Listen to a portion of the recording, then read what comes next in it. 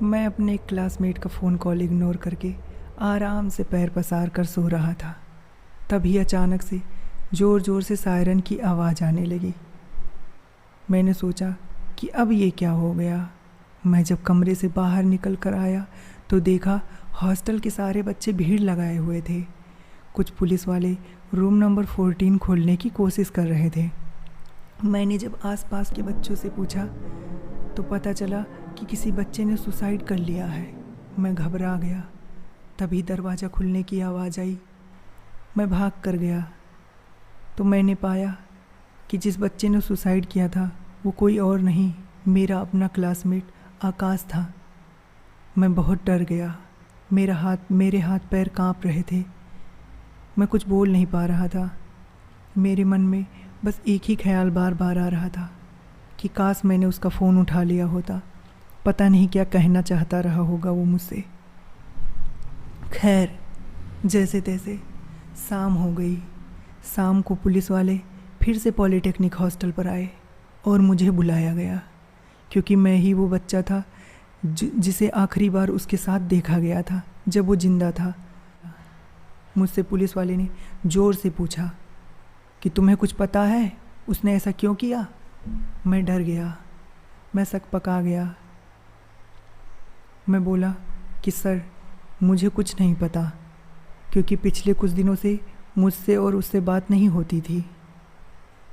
उसने फिर से ज़ोर से पूछा कि यहाँ के आसपास के बच्चे तो बोल रहे थे कि तुम ही एक इकलौते लड़के हो जो उसके दोस्त थे, तो फिर तुम्हें कैसे नहीं पता कि उसने ऐसा क्यों किया।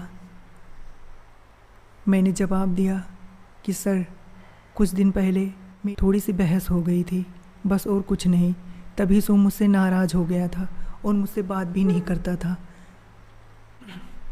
खैर, वो मेरी बात मान गया और 2-4 लोगों से और पूछताछ करने के बाद पुलिस वाले वहाँ से चले गए, ये बोल करके कि कुछ पता चलता है तो बताएंगे। मैं वहाँ से वापस आ गया अपने रूम पर। मैं लगातार यही सोचता रहता था कि आखिर उसने ऐसा क्यों किया होगा। अब आप लोग सोच रहे होंगे कि मुझे कुछ तो पता है जो मैं आप लोगों को नहीं बता रहा। वैसे तो जितनी मुँह होती हैं उतनी बातें होती हैं, लेकिन असली कहानी के किरदारों को पता होती है। तो असल में जो हुआ मैं वो आप लोगों को बताता हूँ। कुछ समय पहले हमारे हॉस्टल और हमारा जहाँ पे क्लास चलता है, उन दोनों के बीच जो आने जाने का रास्ता है वो काफ़ी सुनसान और हरा भरा है। वहाँ रास्ते के दूसरे ही छोर पर एक टूटी फूटी और बहुत पुरानी बस पड़ी हुई है। वो बस थोड़ी डरावनी है। मुझे देख करके ही वो डर लगता था। हम लोग उसी रास्ते से रोज़ आते जाते थे। हम लोगों के पास काफ़ी समय होता था बात करने के लिए, तो हम सब अधिकतर फिक्शनल स्टोरीज़ के बारे में बात करते थे। आकाश मुझसे बोलता था कि वो एक स्टोरी राइटर बनना चाहता है, तो वो ढेर सारी कहानियाँ बना कर मुझे बताता था। वो मुझसे बोलता था कि चल ना यार, किसी दिन उस बस में चल करके कुछ फ़ोटो क्लिक करते हैं सोशल मीडिया पे अपलोड करने के लिए, बहुत कूल दिखेगा। मैं रोज़ उसे मना कर देता था कि नहीं यार, हम लोग नहीं चलेंगे, मुझे उसमें जाने से डर लगता है, मैं नहीं जाऊंगा। फिर ऐसे ऐसे कुछ दिन बीत गया। फिर ठंडी आई और मैं बीमार पड़ गया। उस दिन मैं क्लास नहीं जा पाया। उस दिन आकाश को मौका मिल गया और वो अकेले ही क्लास गया हुआ था। वापस आते समय वो उस बस में चढ़ गया और इधर उधर कुछ पिक्चर्स क्लिक करते समय उसे एक डायरी मिली। वो डायरी वो उसे ले आया अपने साथ अपने रूम पर। उसने मुझसे ये बात छुपाई, मुझे नहीं बताया कि उसे ऐसा कुछ मिला है। धीरे धीरे वो उस डायरी को पढ़ने लगा। समय बीतता गया। वो काफ़ी बदल गया था, पहले जैसा नहीं था। फिर मेरे काफ़ी पूछने के बाद उसने बताया कि उसे वहाँ एक डायरी मिली थी और वो बस जिससे तुम डरते थे वो सच में डरावनी है। आकाश ने मुझे बताया कि वो जिसकी डायरी थी वो लड़का और कई बच्चे और ड्राइवर समेत उस बस के कई लोगों की डेथ हुई थी एक एक्सीडेंट में जो कुछ साल पहले हुआ था। हम लोगों ने जब से एडमिशन लिया था वो बस उससे पहले से ही वहाँ पर थी और अभी भी है उसी रोड पे। आप लोग चाहेंगे तो देख सकते हैं। मैं काफ़ी डर गया। मुझे लगा कि ये जो कहानियाँ बनाता है वही मुझे सुना रहा है। मैंने उसकी बात का यकीन नहीं किया। खैर, जो भी हो, वो डायरी सच में एक बच्चे की थी जो उस एक्सीडेंट में मर गया था। मुझे बताया कि उस डायरी में एक पुराना मैप भी है जो इस हॉस्टल के पहले सारे हॉस्टल्स थे उन सब का है। और यहाँ पे पुरानी सुरंगें और टनल्स हैं। एक टनल तो ऐसी है जो उस बस के नीचे से होकर के जाती है। उसने मुझे ये सब बताया। धीरे धीरे समय बीतता गया। छुट्टी आ गई। करीब 2-3 दिन की छुट्टी थी। सब बच्चे घर जा रहे थे। आकाश भी घर गया अपनी उस एबिल डायरी के साथ। घर चला गया।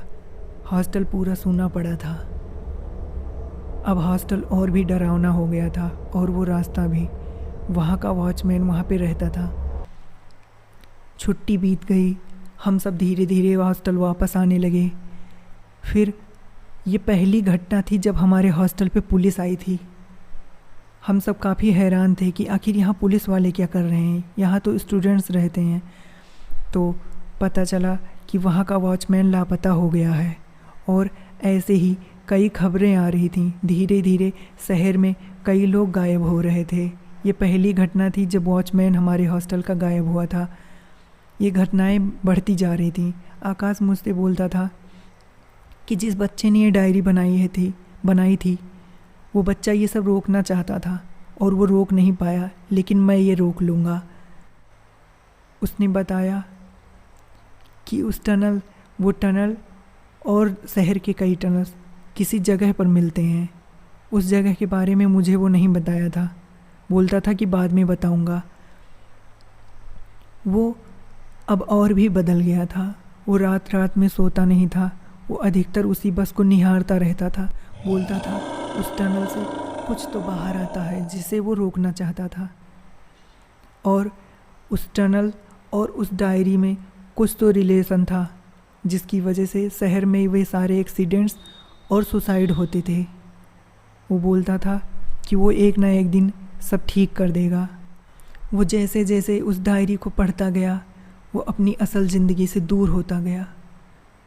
वो ऐसी दुनिया से जुड़ गया जिससे वो अभी तक अनजान था। उसे नहीं पता था कि आगे क्या होगा और वो आखिर अपने भविष्य में क्या करेगा। शहर के हालात और भी बिगड़ते गए। वो शायद अब कुछ नहीं कर सकता था। उसके सुसाइड करने से पहले कुछ 10-15 दिन पहले मुझसे उससे बहस हो गई थी चाय के मसले को लेकर के, और हम दोनों आपस में बात नहीं करते थे। बीच में क्या हुआ ये कोई नहीं जानता था। मुझे भी नहीं पता कि क्या हुआ था। वो सिक्योरिटी गार्ड लापता होकर के कहाँ चला गया और सुसाइड करने के बाद उसका क्या हुआ होगा। फिर मुझे याद आया कि अरे वो डायरी कहाँ गई। मुझे उसे ढूंढना चाहिए। क्या पता उसमें कुछ मिल जाए। मैं भाग कर गया। मैं उसके कमरे में गया। मैंने सारी चीज़ें टटोली, लेकिन उस डायरी का कहीं अता पता नहीं था। ना ही उस डायरी का, ना ही उस मैप का। और आकाश तो अब था नहीं जो बताता कि उस डायरी में आखिर क्या था और इन सब चीज़ों को कैसे रोकना है। वो सिक्योरिटी गार्ड कहाँ लापता होकर के गया। जो लोग शहर में गायब हो रहे हैं वो कहाँ जा रहे हैं। जो लोग सुसाइड कर रहे हैं उनका क्या हुआ और ये सब कैसे ख़त्म होगा, ये सब मुझे भी नहीं पता था।